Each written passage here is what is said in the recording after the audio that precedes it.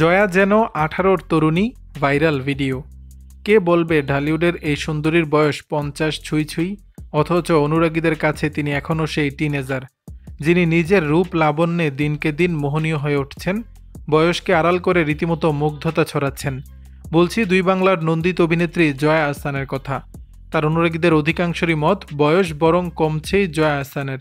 সময়ের সঙ্গে তাল মিলিয়ে নিত্য নতুন সব আধুনিক ফ্যাশনে যেমন নিজেকে মেলে ধরেন, তেমন নিজের ফিটনেসের দিকেও সতর্ক তিনি।